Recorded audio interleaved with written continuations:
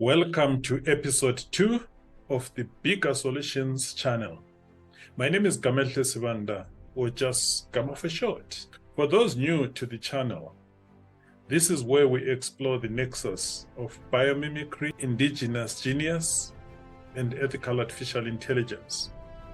You may have noticed that BIGA is spelled B-I-G-A, where B means biomimicry, or innovation inspired by nature. And the I and G refers to indigenous genius, often known as indigenous knowledge. And the A refers to artificial intelligence, but not just any artificial intelligence, but ethical artificial intelligence. So we combine all this and try and see how, when we bring them together, we can make magic. Magic that actually solves a problem for human challenges. So stick around. If you haven't watched the short clip introducing the channel and episode 1, I'll provide the links below. You can check that out. The episodes are pretty much independent, and each one explores a different topic. Today our topic looks at identity and security, because our identity in this digital world is one of our most prized possessions. And today we will be exploring how we can combine biomimicry, indigenous genius, and artificial intelligence. So let me give you a setting. Imagine that you go to a different country, or hopping from one country to the other, and you do all this without carrying your passport. Now, what could be the implications for you and for the host country that you're visiting? Terrorists, criminals, money launderers, they will come to our country. No one will know they're even walking amongst us, and they could kill our people. Well, there is a solution, so relax. Let's start with an article that I came across recently. So if you check out this article, it says heartbeat passports are the way of the future, according to travel predictions. It says here, traditional passport books will be a thing of the past, and instead, passengers will fly through security with heartbeat and biometric passports. A new study has predicted that in just 50 years, passengers' heartbeat signatures, which are unique to every person, and biometric details will be logged on a global system in the same way fingerprint scanning technology works today. Full disclosure, I haven't read the full article or the full report, but just based on the headline, it's clear to me that if you're going to have a global database that holds the biometrics of everyone on this planet, or at least those who intend to travel, for you to query that database and verify that the person who is currently in front of you is actually who they say they are based on their heartbeat, you would need some serious artificial intelligence and some serious database and some serious algorithms to pull that all information in a split of a second. Before we discuss more on this artificial intelligence, let's talk a little bit about indigenous genius. I did mention before that I grew up in the village, at least until I was a teenager. I grew up in nature. In my village, about 95% of the people walked. They didn't use cars, and some of them preferred to walk barefoot. Some would wear shoes and other different footwear. Everybody above the age of 7 knew the footprint of everyone in the village. If you were on the road and you saw a footprint, it didn't matter whether the person was walking barefoot or they were wearing shoes, boots. We knew everyone's pair of shoes. We didn't have people having a full wardrobe of shoes that you wouldn't memorize all of them. So we knew so-and-so passed here. How is that related to identity and security, you may ask? Because it means if something is stolen, the first thing you do is to check the footprint and you know who it is. We know that the police, for years, they've used dogs to track criminals, and the dogs sniff out the trail left behind. It wasn't just knowing who had passed. We had a way of even approximating when they had passed. For instance, if the rain fell after the person had passed, you could see from the way the footprint looks, that, oh, okay, this person went by before it rained, or they went past here after it rained. It wasn't just the rain that we used for that. For instance, there were certain insects that we knew these insects will only come out at this time of the day. So if those insects have walked over the footprint, then you know, okay, these insects, they will only come out at sunrise. And they've already walked on top of this guy's footprint or this woman's footprint. Therefore, this person walked here before sunrise. So there were many indicators that we used. It could even be animals that we knew. These animals, they cross here to go and drink in the afternoon around 3 p.m. So if the footprints of the animals are already on top of someone's footprints, then you know that, okay, this person walked here before 3 p.m.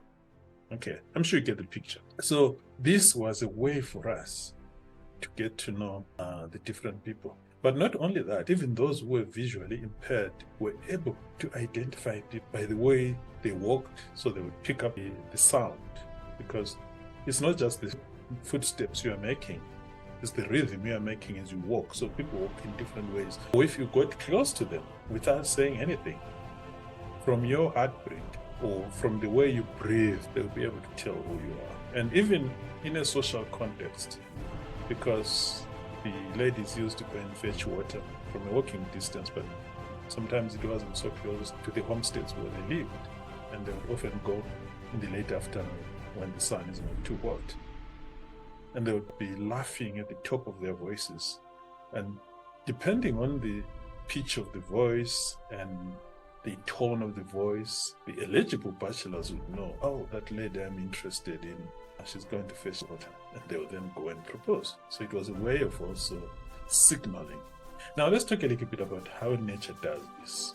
There's a small animal called the hyrax. The song of this animal is amazing. For instance, if it is a male hyrax, the song will signal to the females that I'm strong, I'm healthy, this is my age, I'm ready to mate. So the song has so many pieces of information that can be decoded by the intended recipient. The song itself, the quality of the song confirms that indeed you are healthy, indeed you are ready to mate. So these are some of the things that we can think about as we do our own identity verification systems, which on their very own become self-evident, or they become self-authenticating. You don't have to begin to say, are you actually who you claim to be? Are you actually capable of doing what you claim you can? Can I really trust you? No, these systems in nature self-authenticate. So we also see animals, especially the big cats, your leopards, lions, they will mark their territory where they live and hunt by peeing on the trees, so that when some other animal of the same species or different species comes into that boundary area, they sniff and they can tell, oh, this area is occupied. And that also acts as a way of avoiding conflict. Now, let's come back then to the issue we started with, the issue of travel without need for passports. If you were to enter a country without a passport, it means there must be some sort of way they can scan you. And this is terrifying for many people, because the immediate assumption is that for them to be able to do that, they need to insert a microchip under my skin. Well, I'm happy to tell you that if you combine this indigenous genius I've been talking about and biomimicry, how nature does it, and artificial intelligence, we are actually capable of coming up with a system that does not require you to be inserted with a microchip. So how would this work? Let me start by bringing another example from nature. A bull elk will often live with a harem of females. The younger bulls are often kicked out and they hang out by themselves. They feed and acquire strength, and eventually they may come and dethrone the bull. But let's focus on when the bull is in charge. One of his fundamental responsibilities is to mate with the female elks and impregnate them so that they can multiply, as nature intended. The elk will sniff the females to identify those that are ready for mating. However, they will not just accept mating with him without verifying that he is also fit and ready to mate, because they also want quality offspring. So after sniffing them, he will use his front hoofs to dig a small hole and pee in that hole, and then the females will come and sniff and also verify that he is also ready and fit to mate. And then after that, mating happens. How is this related to passports, may I ask? There is often government officials manning the border, including immigration, who will take your passport, verify it, and then if they are happy, they'll stamp it and let you in. What would happen now if you don't have a passport? That means you have to be scanned somehow, isn't it? And you don't have a microchip. So let's assume this article of these futurist authors is actually correct, that they will be able to use your heartbeat, because we have a unique signature heartbeat. Let's assume that the system recognizes that you should not be entering the country. Maybe you are a persona non grata who is not supposed to visit the country. Someone has to come and intercept you. But that person who approaches you, how do you know they are authentic government officials? This is where now we need to take lessons from the elk, because the elk sniffs the females, verifies they are ready to mate, they sniff his pee and verify he is also ready to mate. We need systems that are self-authenticating, so that if you are intercepted and someone comes and says, look, I'm representing the government here, you're a person who is not supposed to be allowed into our territory, you know that person is actually who they claim to be. So that's one area that we still need to iron out. I don't know if the article covered that. You also have something we can take away from biomimicry. If you visit somebody who has dogs, you probably have noticed that the dogs will come and sniff you. Let's say you go away for several years and you come back and the dog sniffs you again. It will recognize if it has previously sniffed you. So I would imagine then this system as well, using artificial intelligence, should be able to not only verify from your heartbeat who you are, but it also records that you have been to the country before, how many times you have been and where you've been. But of course, at some points, ultra surveillance begins to encroach into freedoms and certain liberties. So we just have to be careful how we do this. What about indigenous knowledge? How does it come into all this? There are a number of metrics we can consider, not just the heartbeat.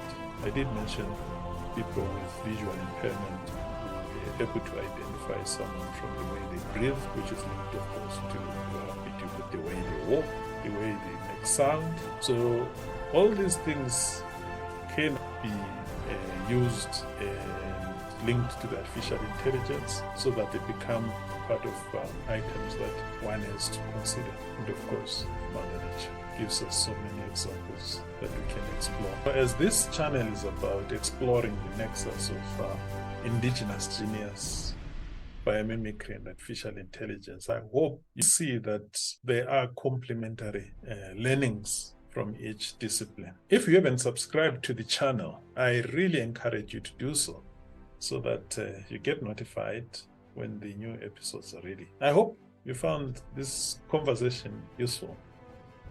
Go bigger, go bigger, go bigger!